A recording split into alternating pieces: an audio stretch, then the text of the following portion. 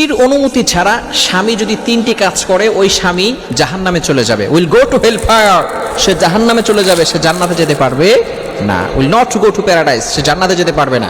অবশ্যই স্ত্রীদের কিছু অধিকার রয়েছে।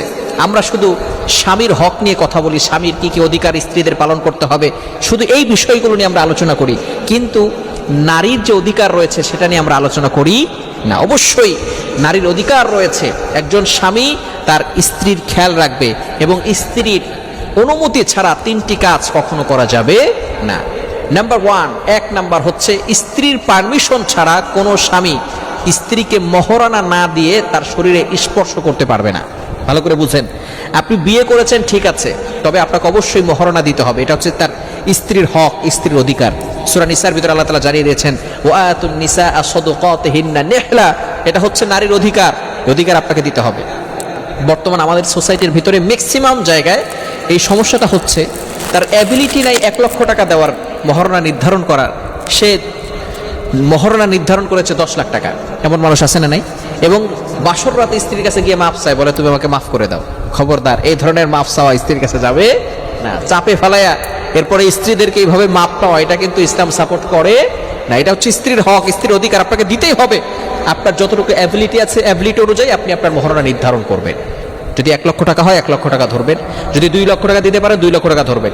প্রথমেই আপনি সবকিছু দেওয়ার চেষ্টা করবেন। হ্যাঁ, যদি আপনি দিতে না পারেন তাহলে অবশ্যই স্ত্রীকে বলতে হবে আমি তোমাকে এটা পরে দিব। স্ত্রীর গায়ে স্পর্শ করা যাবে না অনুমতি ছাড়া। অবশ্যই এখানে মহরণা দিয়ে তারপরে অনুমতি নিয়ে তাকে স্পর্শ করতে হবে। যদি মহরণা না দেন তাহলে অনুমতি নিতে হবে, বুঝতে পেরেছেন? অনুমতি নিয়ে তারপরে তাকে স্পর্শ করতে হবে। নাম্বার 2, দ্বিতীয় নাম্বার হচ্ছে কিছু সম্পদ স্ত্রীদের নামে থাকে, কিছু সম্পদ নারীদের নামে থাকে। যদি কোনো স্বামী স্ত্রীদের সম্পদ তার অনুমতি ছাড়া সে ভক্ষণ করে তাহলে সে গুনাহগার হবে। যদি স্ত্রীর সম্পদ হয় তাহলে অবশ্যই ওই স্বামীকে স্ত্রীর পারমিশন নিয়ে তারপরে সেই টাকা খরচ করতে হবে।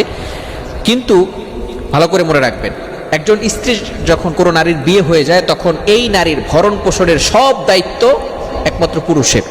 কার? পুরুষের। সকল দায়িত্ব হচ্ছে পুরুষ, তার অভিভাবক এখন পুরুষ। সেই স্বামী তার সব খরচ দিবে, তার ভরণ পোষণের দায়িত্ব সব দিবে। কিন্তু স্ত্রীর কাছে যদি কোনো সম্পদ থাকে, এই সম্পদ স্বামী জোর করে নিতে পারবেন, অবশ্যই তার অনুমতি নিতে হবে।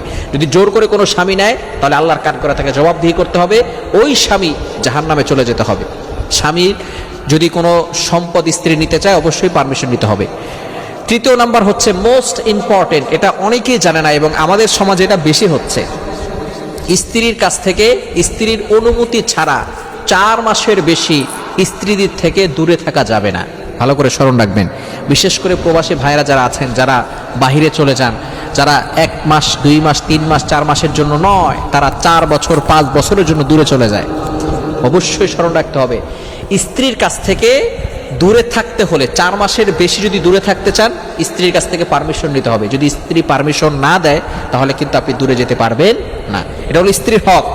একজন মেয়ে তার স্বামী থেকে 4 মাস পর্যন্ত দূরে থাকতে পারে। হযরত ওমর রাদিয়াল্লাহু তাআলা আনহুর জামানায় এক নারী তার ঘরে বসে গান গাচ্ছিল। এমন সময় ওমর রাদিয়াল্লাহু তাআলা আনহু সেখানে গেছেন। যাওয়ার পরে সেই নারী যখন গান গাচ্ছিল, গান গাওয়ার পরে কেন গান গাচ্ছিল? তার স্বামী নেই।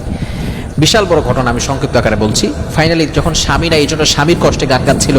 এবার বলছে যে ওমর এই জন্য দায়ী। কেন? ওমর আমার স্বামীকে যুদ্ধে পাঠিয়ে দিছে, 1 বছর ধরে তার কোনো খোঁজ খবর নাই। এবার ওমর রাদিয়াল্লাহু তাআলা নিজে তার বাসায় গিয়ে হাফসা রাদিয়াল্লাহু তাআলা আনহা, ওমর রাদিয়াল্লাহু তাআলা আনহুর মেয়ে হাফসা রাদিয়াল্লাহু তাআলা আনহা, তিনিও নবীজি সাল্লাল্লাহু আলাইহি ওয়াসাল্লামের স্ত্রী ছিলেন। যখন ইন্তেকালের পরে নবী সাল্লাল্লাহু আলাইহি ওয়াসাল্লাম ইন্তেকাল করেছেন, এরপরে ওমর রাদিয়াল্লাহু তাআলা আনহুর খলিফা কালে তিনি তার মেয়ের কাছে জিজ্ঞেস করেছেন একজন মেয়ে তার স্বামী ছাড়া কতদিন থাকতে পারে? তখন তিনি বলেছেন 4 মাস। কয় মাস? লিল্লাযিনা ইউলুনা মিন নিসাইহিম তারাব্বুসু 4 আশহুর, কোরআনেও এটা বলেছে। সুতরাং 4 মাসের বেশি আপনার স্ত্রীদের থেকে যদি দূরে থাকতে চান অবশ্যই স্ত্রীর কাছ থেকে পারমিশন নিতে হবে। যদি আপনি পারমিশন না নিয়ে দূরে থাকেন তাহলে ওই স্ত্রী যে কষ্ট সহ্য করতেছে এজন্য আপনাকে জাহান্নামে যেতে হবে। আল্লাহ তাআলা আমাদের সকলকে